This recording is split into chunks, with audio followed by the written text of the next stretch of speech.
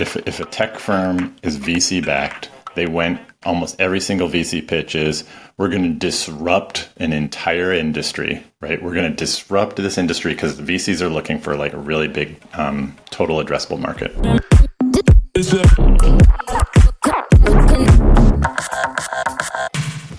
So it's nice to meet you. I've seen you on my LinkedIn here and there. Yeah, I was, as they say, hiding in the digital bushes. Snooping around, investigating. Wait, sorry, wrong word. Just curious, looking around. I would love for you to take a minute to kind of introduce yourself and who is Josh Lowman? Sure. So my name is Josh Lowman. I live here in San Francisco. I own a company called Goldfront. We are a category design studio, and that means that we help our clients imagine, create, and dominate new market categories. Or sometimes we help them transform an existing category so that they can be the leader. It's a practice that is very much like positioning, and I guess in a way you could say it's a form of positioning, but it's much more focused on being the leader of a category and more focused on differentiation than the way positioning is normally practiced. Once we do that piece of the strategy, then we move into brand design and kind of sort of all the creative execution that you would need to go out and launch and create a category. So that's us. And I've been doing LinkedIn for pretty seriously for like last 6 months or so. And so I'm getting invited to more of these conversations, and it's been fun to meet so many people and just kind of like get into the fray a little bit. You said all the trigger words, positioning and category design are kind of similar. I'm just kidding.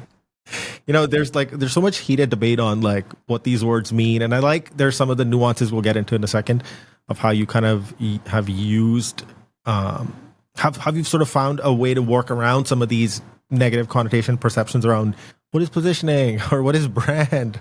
And I know that it's kind of like those debates on like how to lose fat online. It's like nobody can agree on it. It's like, is it, it's like these things that have like an endless pit of discussion and nobody can agree on like what's the right way. So now, having said that, you know, one of the things that I thought this would be like a good place to sort of start the conversation is, and what I actually found one of the most interesting pieces of content that you put out, and it was just like, I was like, wow, you just kind of just put yourself out there, is you talked about doing positioning for yourself and you got the help of David C. Baker to do it. Now, why I thought personally that was so interesting, and the way you sort of described that in the case study and you took, as I watched it, was that even though, when I look at your career, you started out in creative, you copywriting, art direction, you worked for Microsoft, you did all these different things. And at some point as a creative, you have like this desire to do a lot of things and solve a lot of different problems. And so to go through the process yourself and to kind of like play that game of elimination, basically. I would love for you to kind of first share, what was it like for you to go through the process for yourself, as a creative person on the inside who's constantly fighting to not do that? What do you mean fighting to not do that? The creative person is constantly looking, and even I'm being a creative person, maybe I'm speaking, I don't want to be speaking for everybody here, but as a creative person, I'm like constantly like, what's a new problem I can solve? Or what's a new mess I can get into to untangle it, kind of thing, or apply something I learned over here in this situation and apply it in a completely different context. And that's actually what makes creativity feels really satisfying at the end. Like, we did something super esoteric in this like technology company over here, but then we use that in baby diapers or something over here. And it's like, wow, right? That feels personally so satisfying. You touched on it, by the way, in that that you like to do like all these different things, and then you showed on a slide like how you compressed it down to like, we only do this thing now. Yeah. Yeah. I mean, the story of us doing positioning is kind of boring, because it was a little bit of like, hey, let's look in the fridge and see what ingredients we have, and cook something up. And we were, basically, to back up a little bit, about 4 4 or 5 years ago, I had a financial statement come in from my business. I was like, hey, you're going to do really, really good this year. And instantly, I stopped worrying about money as much. And I started thinking about opportunities. Where could I take this thing? And that sort of immediately took my mind to, well, I'd like to grow this thing and sell it someday. Not immediately, but someday. And then as soon as I thought about that, I thought, well, what kind of agency would I want to sell? And then immediately the next question was, well, if I was buying an agency, what kind of agency would I want to buy? I just immediately started thinking about it in terms of the customer's point of view. And the answer was just really clear, a well-positioned one. I would want to buy one that's like really well-positioned. And that was kind of the opposite of who we were. We were a creative studio, and we kind of just did all of the above. I've always been a generalist. We were doing brand strategy, positioning, brand design. We were doing video, like full-on, real deal video production in-house. We were doing, we were hiring illustrators, we did a global out-of-home campaign for Slack. We did an out-of-home campaign for Sir Kensington's. We worked across consumer products and B2B, and we were very fortunate to do all that, but by no means were we a well-positioned agency. And so I really believe in experts. I really believe that if you are going to have a legal problem, go find the best lawyer that you can. And even if I do strategy, go find the best person to do strategy to help you with it. And so the best person I could think of was David Baker. And for anybody who doesn't know who he is, he's written a book called The Business of Expertise and a couple other books. And he's a bit of a curmudgeon, sort of a lovable curmudgeon on LinkedIn and in his books. And but he advises agency owners. And so I contacted him, and I was like considering hiring him. And I said, oh, well, since I'm thinking about hiring you, can you send me some case studies? And he's emailed me back, I don't do case studies. It's probably nicer than that, and I asked him for something else. That is textbook David, because I've heard his podcast, Two Bobs. Like, I've probably heard every single episode with Blair Enns and David C. Baker. I've also have that book. So I'm very familiar with David C. Baker's perspective, point of view, his work, and his I was expecting him to say yeah, I don't do case studies. Go figure it out. Yeah, exactly. And I asked him for something else that would help me make a decision of whether I wanted to hire him, and he didn't have that either. And then at that moment, it was like, oh, I want to be like this guy. I want to hire him, even though he is not giving me all the stuff that I want. I still want to give him my money. And so that was that was the main reason. Oh, love it. So that did it for me. I was like, okay, now I gotta hire him.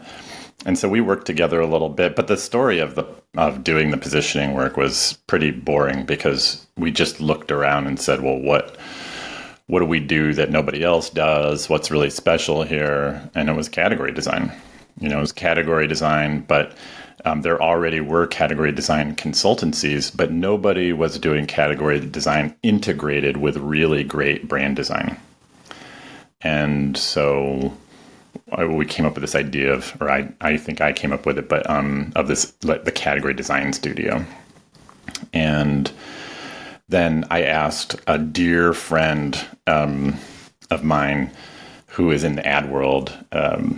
I gave the positioning to him, and I was like, hey, what do you think of this? He changed a few words, and then we kind of had it.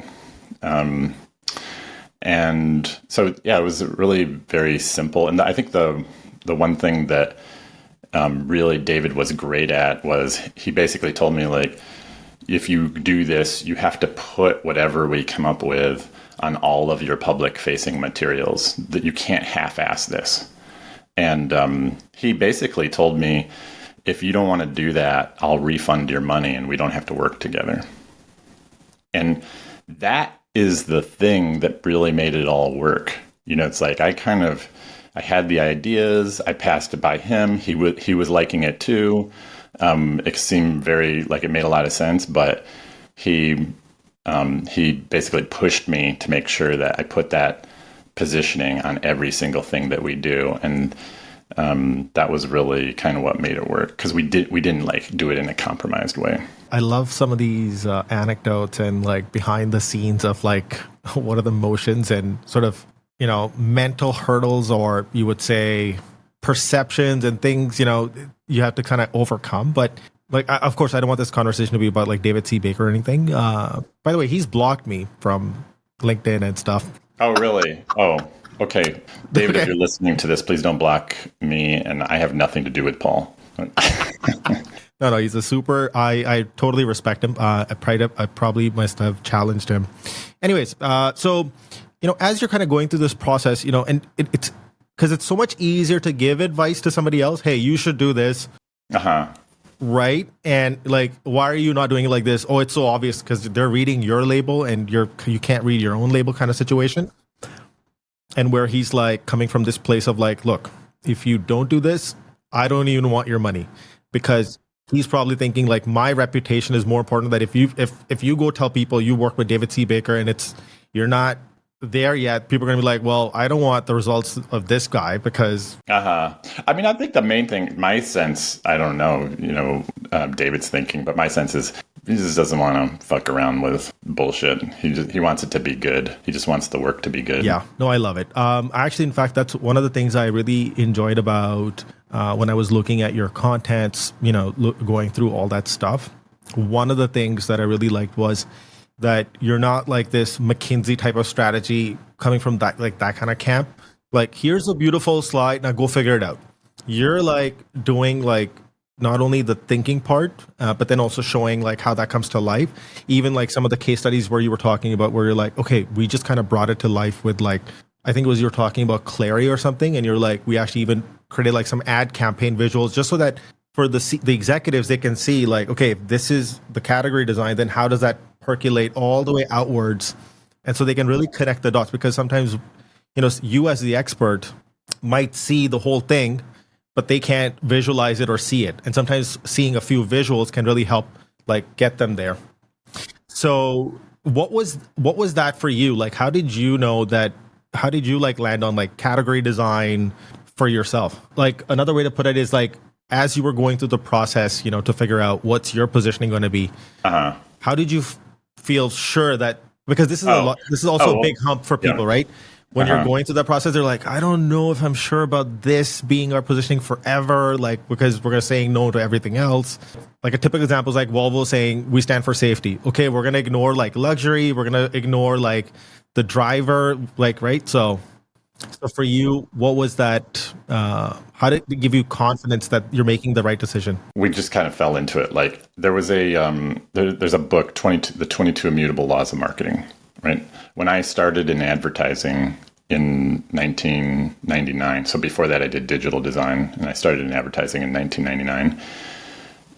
One of the strategists gave me the book, The 22 Immutable Laws of Marketing. The first two laws are about category. That it's better to lead the category. And I think the second one is if you can't lead the category, create your own category. It's probably the best book on marketing I've ever read. The writing is amazing. It's very, very simple. Basically everything that those guys do, Al Rees and Jack Trout, is amazing. I built my whole understanding of strategy and how I do my career is based on those books. And then I think it was 2016, I reached out to a associate, somebody that I had worked with in the past, Al Ramadan. And Al was like, hey, I'd love to work together. Also, we're going to be publishing a book soon. Here's the first chapter. And the first chapter, so he sent it to me and I read it. And the first chapter was like all about category. And I was like, this is amazing. Like, this is so in line with what we do. And so Al and I and his partners ended up working together on a number of category design projects. So the book that I'm referring to is a book called Play Bigger, which has kind of become pretty well known in the world of business, especially B2B tech world. Play Bigger is all about how to design a category. And so Al and I worked together on a number of assignments for clients that he had. So Qualtrics, I wrote the category POV for Qualtrics, Clover Health, and some others.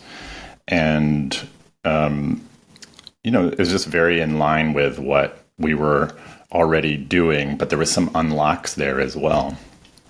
And so we started doing more and more category design work for our clients, and basically put aside the idea that it was okay to be number 2 or number 3 in a category for our clients, and that you must be categorically different. And so we did that for years while we were still called a brand agency. So it really was a thing where we just looked in the fridge. Okay, we're going to position this agency. We looked in the fridge and was like, well, what do we got? Well, we've been doing category strategy for 4 or 5 years now. We haven't done brand strategy in a while. And we have this like elite creative team, elite brand design group. And if we put those things together and then could tell the story of why this badass strategy was going to make everything that you do in creative much, much better, then we'd have something. So that's kind of how we came up with it. Oh, love it. So there's basically a time of like introspection, self-reflection. And was there any connecting tissue with like the 95-5 rule or like the 80-20, like where's the maximum amount of revenue or where's the maximum amount of happiness coming from the kind of work we're doing? And that also kind of being one of the factors? No, I don't think it was really as well thought out as you might imagine it was. I mean, we just kind of came up with this in a very short amount of time. And like I said, I had a friend, and I sent him the work, and he knew agencies really, really well. And so he told me, this is really good. Let me change a few words for this. And that was pretty much it. I was like, once my friend said he liked it, I was ready to go. I think there's a lot of stuff as creative people, based on our experiences, anecdotal heuristics, a lot of the instinctive decisions we're making seem like it was just kind of like off the hip kind of thing. But the people who are able to analytically break those down and write books about them become the experts. So, a lot of times when I'm dealing with clients, I'm like, listen, you're the expert. What you're coming up with, like, without even thinking about it for a second, is probably super complicated for somebody else. Mm-hmm. So what just felt right to you and came naturally to you. And the reason I was asking this question is that when you actually went through the process for it yourself, what were maybe some 2 or 3 key learnings that you came out of it knowing that, hey, you know what? As part of the introspection, self-reflection, you were like, what if, and you actually came from a place of abundance. You're like, your financials came in, you're feeling good. You're like, okay, and you're not coming from a place of scarcity. You're like, okay, what if I had to sell this? Mm-hmm. And then what would that person be? So you were in like this headspace. So that's like one learning. It's like you became clear of like, what do I want in 10 years from now? Do I still want to be running this agency or studio or whatever? So I was just wondering if there's anything else that you personally experienced that would be helpful. Well, one thing that is not talked about very much, my clients are mostly in the SaaS world. We also have B2C clients. We have a racing wheel client. Nanit is one of our clients, the first smart baby monitor. But most of our clients are kind of in that SaaS, B2B SaaS world.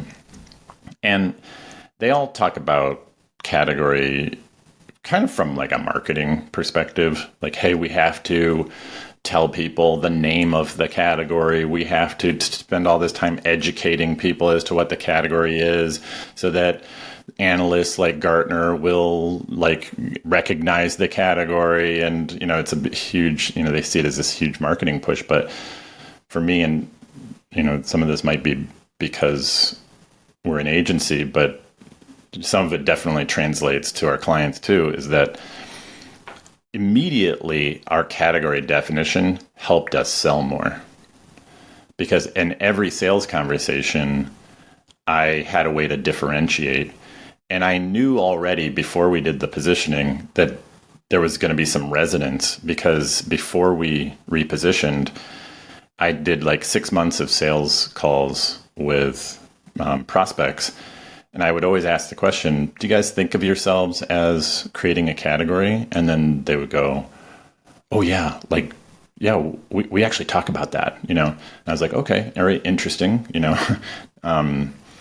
And so for me, one thing that I learned that I think nobody really talks about is that, like, you don't need to do any marketing for category design to help you. If you walk into a sales conversation and you show up as different from everybody else that they're considering, and that different is something that resonates with them because of some preconceived idea that they already have, then that will grow your company, just that right there. Which is what happened. We started to grow about, at least 50% year over year for the next couple of years until our zero interest rate days ran out. I also see that you're sort of based in SF, and I'm guessing, is that one of the reasons why you have a certain type of clientele because of the geographic location? I think so, yeah. And I've always been from I'm like a digital native, I'm from the digital world, and that's how I started. So this is all. I moved out here in the '90s because Wired said this place was going to be the future of technology. San Francisco is going to be the center of technology. So that's always just been something that's inherent to how my understanding of the world. And so it felt very comfortable when Stripe contacted us, 10 years ago and said, we want to work with you, or Slack contacted us 8 years ago. We kind of fit into that world pretty easily. One of the things that I wanted to pick your brain on was, standing out, because a lot of the agencies are coming in and maybe talking about like brand or positioning or whatever, and you're saying a completely different word.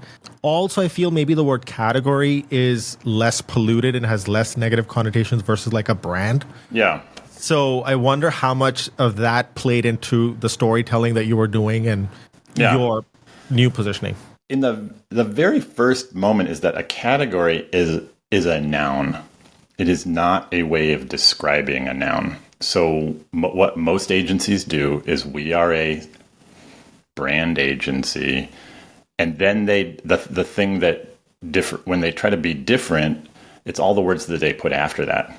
They say, we are a brand agency that focuses on more human communication to drive your business goals, or whatever bullshit. And when you say, like, we're a brand agency, that nobody hears any of the words after that. They just completely zone out. Now, if you do like amazing work, if you're Collins, nobody cares how you describe your brand agency. They're like, I saw the work, I saw how that made me feel, so that's what I want, But if you're in that world where you're not in the top 0.001% of all brand agencies, and you're saying, we're a brand agency that combines digital product savvy with creative expression that makes customers love you, like your customers are just going to completely zone out. I've been there. I know what you're talking about. Yeah. We build brand in dimension. Yeah. But if you say instead, we're a category design studio, then suddenly they're going, well, what's that? I don't know what that is. And then they want to know what you're going to say next. That one thing is like one of the most important tricks of all of this, is if you can tell somebody that you are something that they haven't heard of before, and they know that you're not just some joker off the street, then they're going to be like, well, tell me more about that. But if you tell them, I am this thing that you've already heard of a million times, they're going to zone out. I wonder how much of that is coming from your background as a copywriter, just like knowing how words make people feel and perceive things. Yeah, absolutely. Absolutely. Yeah, and you were talking earlier about, before we started recording, you were talking about brand. That word is, I don't know if it's a clusterfuck, but it's a totally like messed up word in terms of us all trying to understand what it is together. I mean, I think of it all the time. I use brand all the time, but like, it's impossible to have a conversation about brand where we all agree on what it is. And so, the one of the biggest problems with brand is, beyond that, is that if you work for tech companies, no chief product officer, no chief technology officer, the product people do not want to change their product roadmap based on what is the brand strategy, or even what is the positioning, what is the product positioning. They're not going to go change their product roadmap based on that. The CMO is going to hire a company to do their brand strategy and that maybe the CEO thinks it's important too. And then they're going to sit down with the product people and they're like, this is so important. And here's some colors for the product, and the product people are going to pretend like it's important. And then they're going to just ignore all of that, except for they're going to take the colors that you gave them, adjust the product based on the colors, and none of it, like, they don't pay attention to any of it. Whereas if you talk about, hey, we're going to define the category that we're creating, or we're going to define the way that we're transforming this existing category, and that's something that we have to do with the CEO. And sure, the CMO is there, but so are the product leaders, right? And we're all going to figure this out together, one single story that tells us, well, how are we going to market this thing today? How are we going to market it tomorrow? What is the product today? How are we going to develop the product for tomorrow? You have one strategy for all of that, both across marketing and product, and across today and tomorrow. It's like rocket fuel for a company. If you can get that whole leadership team settled on that, now the next thing you got to do is execute, and that could be really hard too. But that first thing, if you can get the entire leadership team settled on how do we define the category that we're either creating or transforming, and what's the story of it? What's the story of it that sells? What's the strategic narrative? What are all the key ideas? What does the product team need to do to make the product better, to really pay off this category idea in the future? That right there is extremely valuable to companies. I was reminded of something as you were sort of describing some of these situations. There's this another fellow on LinkedIn by the name of Josh Braun. He is like, I'm probably going to butcher this, but like the king of like cold emails and like cold outreach and kind of stuff. He's got a pretty big following, like 200,000, whatever. And he has he uses this phrase called "join the conversation happening in your customer's mind." Yeah, absolutely. And I think that sort of, if I sort of, again, just reading your label and just trying to better understand the situation and context, is you having the background of copywriting and just understanding how words affect how people perceive and understand things. And then two, being in that San Francisco and then area, and then the kind of clients you're working with mostly. Imagine the composition of a room. The strongest minds are like those tech product people. And for them, category is like a more resonant, more digestible word, which is not necessarily marketing or brand. So you can actually go much more upstream because of that use of... Exactly. I actually really like that because I recently was in like a trying to work with a client and, had a few initial discovery conversations. And I said, actually, what we need is like clarity on like this stuff. And because I used the word brand, they got so lost. And it just kind of, I was like, okay, we don't have to use the word brand, but like, and it just didn't work. So I realized that, that one word was such a big pain point that the whole thing fell apart. Anyway, so I really that's like one of the things that I really found interesting in terms of how you've sort of crafted and packaged up what you do. So even on the back end, if there's a lot of like overlapping similar things that are happening, it's at what altitude is the conversation starting and how that's going to affect everything else. I want to talk a little bit about positioning and category strategy. I had a question myself Okay, go ahead. on positioning. So I was like, how did you see, because, of all the different voices and different perspectives, like, how do you see the Venn diagram of positioning and category? Yeah, so I see category strategy in some ways as a subset of positioning, and in other ways I see it as a superset. So it's complicated. It's a subset because in category strategy, you are only trying to become number one. And there's like 4 ways that you can do that. Whereas in positioning, you'd be like, well, let's play for number 3 or number 2. So in that way, category strategy is a subset of positioning. It does what positioning does, but it's more narrow. In another way, it's a superset. Its positioning is more narrow than category design because category design is a business strategy. It happens at that highest level of the business when you're deciding, well, who's our TAM and like how big is the market opportunity and where should we play and things like that. And in that way, positioning just does a portion of what category strategy does. So I hope that was reasonably confusing. When I think about all these sort of, and not to like kind of dilute what you were saying, but just like if I talk broadly industry wide and then just the total knowledge base that exists, there's a lot of like theoretical concepts, right? Like there's been books written about these, like there's probably like dedicated books on category design, like we talked about positioning, dedicated books on like digital marketing or some very esoteric, like really sliver of a thing that works really specifically in a, right? But then I always like to think about it like, well, what does happen in the real world? Because a lot of stuff, like for example, we learned in school doesn't really apply in real life. Right? So just like that, a lot of theoretical knowledge really doesn't apply and work the same way because, we organize information in like neat little boxes, but that's not how the real world works. Absolutely. Like people are not rational actors. People are irrational and they make like totally, like people will make like life decisions based on like an instinct or something that they saw. Absolutely. Have you heard that joke? Like investment bros will make like a investment decision based on like a tweet or something like And I mean, we're all doing that. We're all doing that all day long. We're just making our decisions based on instinct.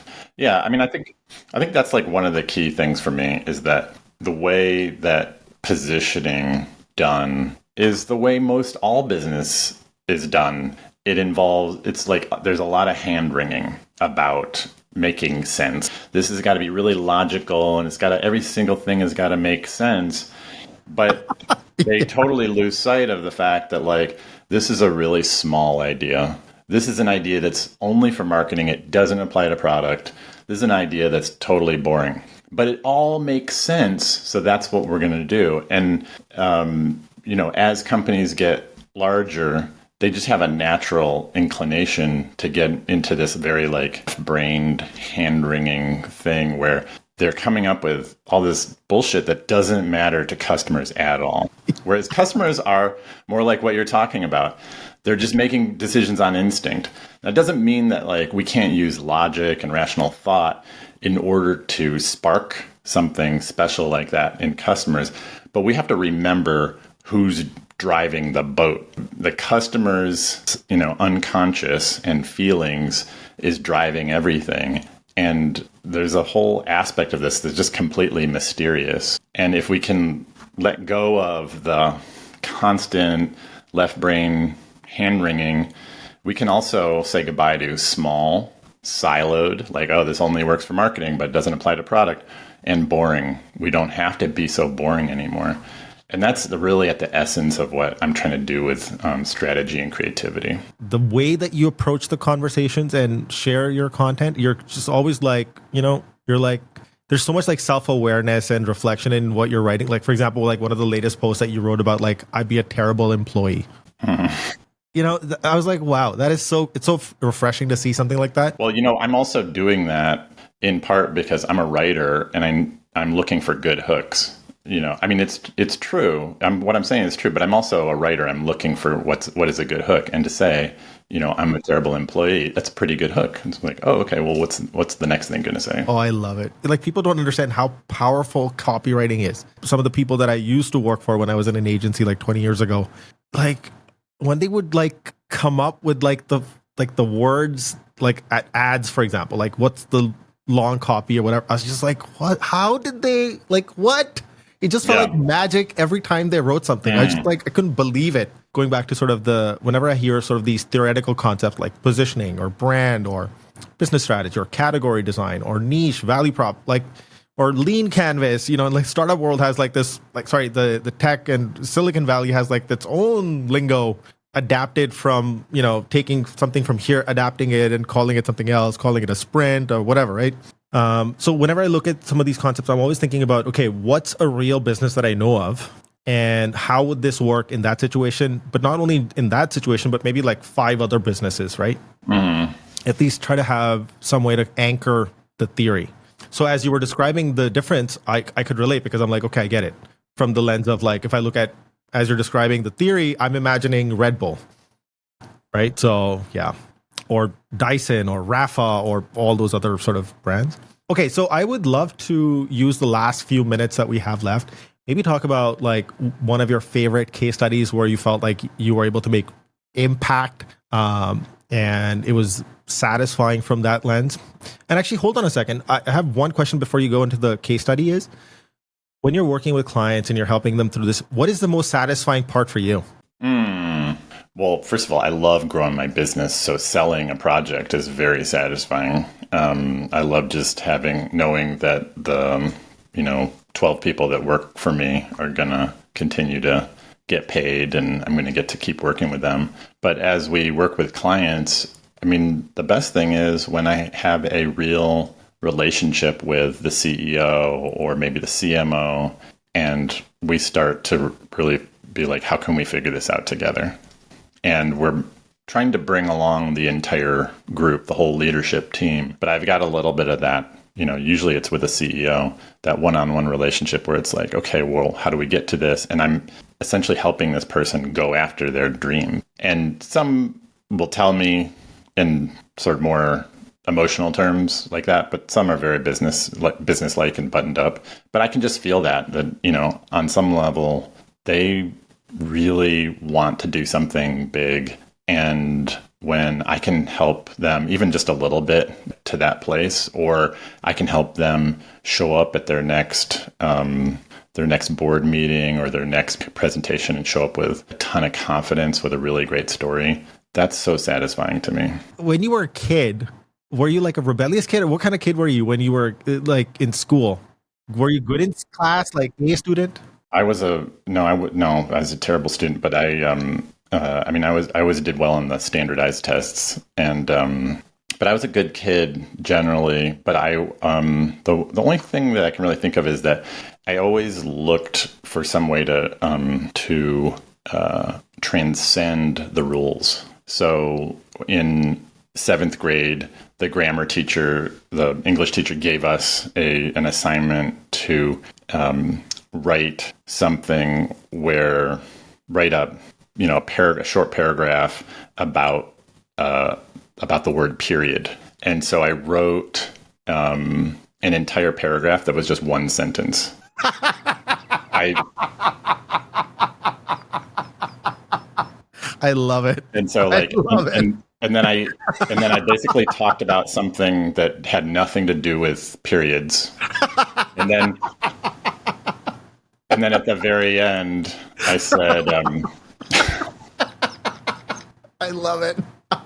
And then at the very end, I talked about something that had nothing to do with periods at all. And at the very end, I said, and this paragraph only uses one period. Oh my God, that is brilliant. I love it. The reason I asked that question is because what you describe, what success and what makes you do what you do. Because you can, I'm also like really interested in like psychology and, read a whole bunch of books there. Just to be better at like what I'm doing. And just to connect the dots, like, because as a kid, most of the stuff that we become as an adult is what we've ingested till the age of 7.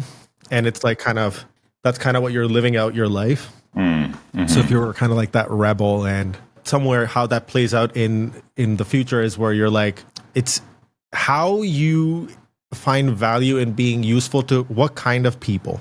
Mm-hmm. So there's some dotted line there. Anyways, that's for another day, another conversation.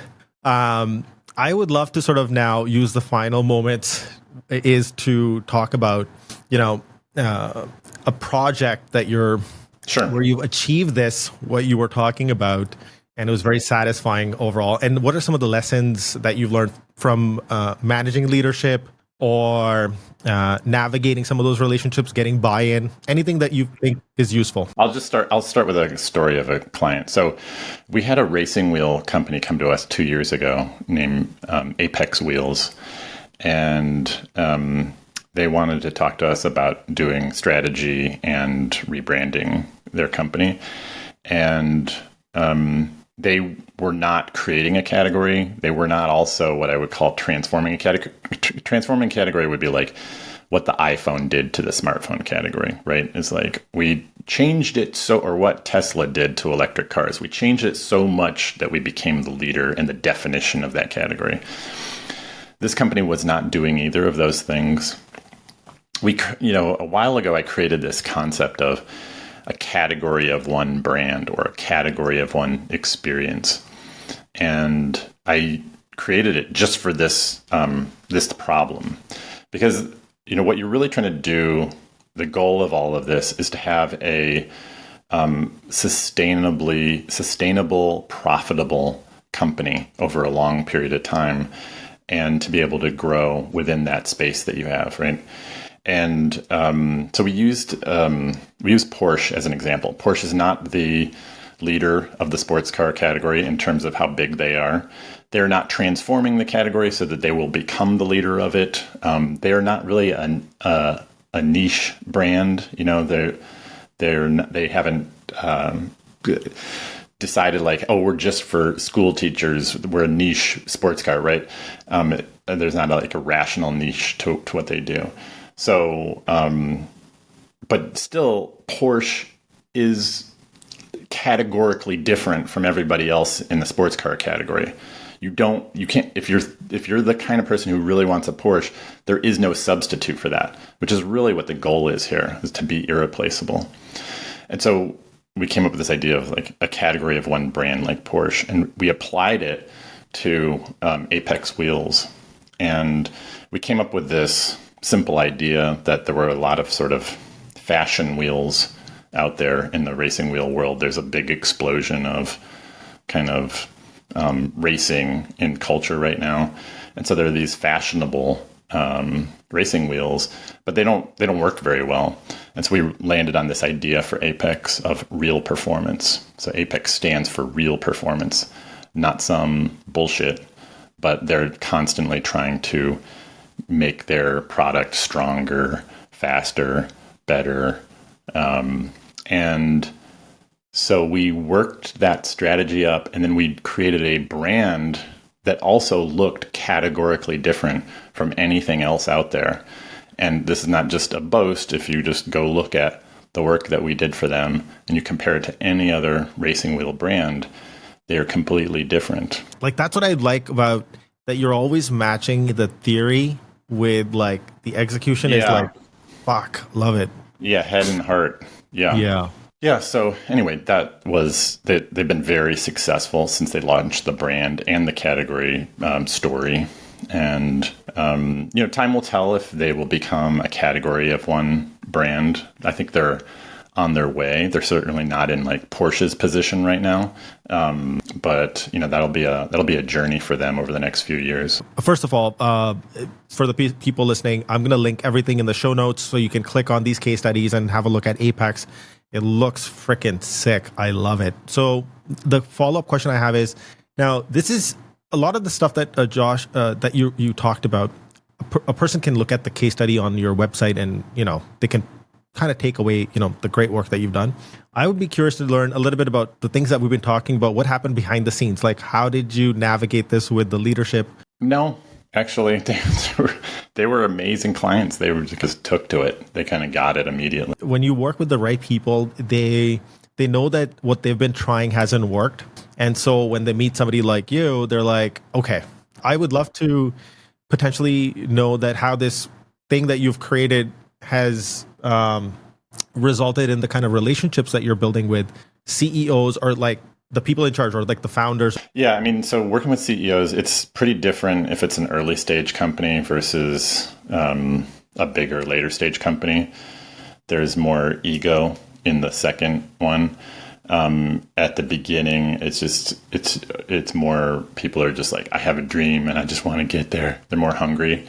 But I would say that like in general, working with CEOs, there's an interesting dynamic in that we're all a little afraid of authority. We know, like, especially if you work for that person, that person has the power to fire you.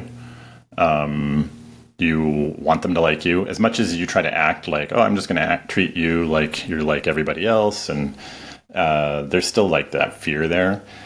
And that's something where I realized we could kind of be valuable with CEOs a long time ago, where even though I can get intimidated by CEOs just like anybody else, I'm less likely to have that kind of intimidation, partly because I'm from a separate company. They can't just fire me. And our contracts even have a clause in it around termination where they would have to pay us money if they wanted to terminate the project early. And so, CEOs, whether they want people to fear them or they don't want people to fear them, that does happen. And then what that creates is there's like a hunger in CEOs to have like a real conversation about what we're really trying to do without all the yes people around, without people being like, oh yeah, that's a good idea. Yeah. And what you said is amazing. And you might think you work in a company where that doesn't happen, but it really does happen in every single company. And it happens in my company. There's some level that when you have that amount of authority, people are going to treat you different. And so I've really learned the value of being an outside expert and being able to come in and say, I'm a CEO trying to do what I'm doing with my company. You're a CEO trying to do what you're doing with your company. Let's see if we can figure this out. And there's just a ton of value there because CEOs actually they really hate being treated with kid gloves. They really want to get into it and just mostly just like chase their dreams.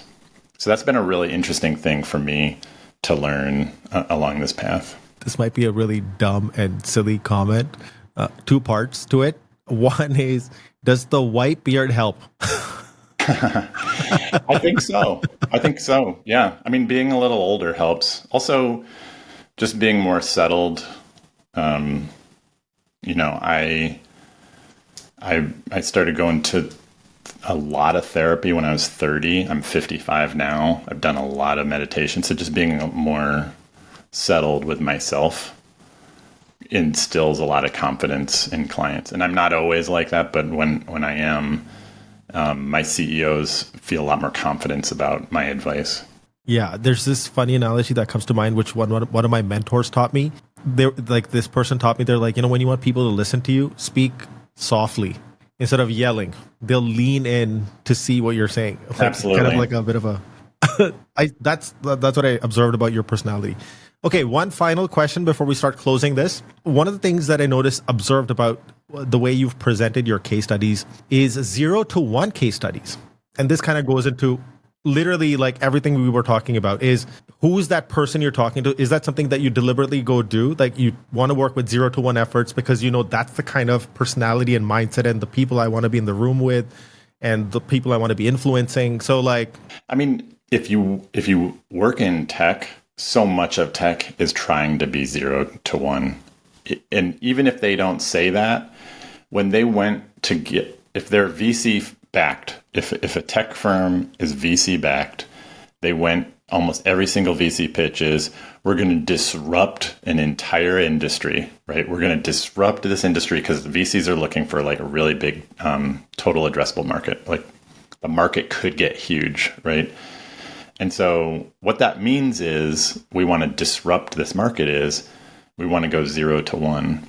And because we're a category design studio, we put 0 to 1 in there just to back up this idea that those are the kind of clients that we serve. I totally see you as like the McKinsey of startup world, but with the ability to execute. Thank you. I love it. Okay, so I do this activity where I have a book called 3001 Questions All About Me. You just pick a number between 1 and 3001. Okay, 27. 27. Okay, here we go. Have my parents ever embarrassed me? Well, yeah, of course. Yeah. So my mother she's passed, but we're from Michigan.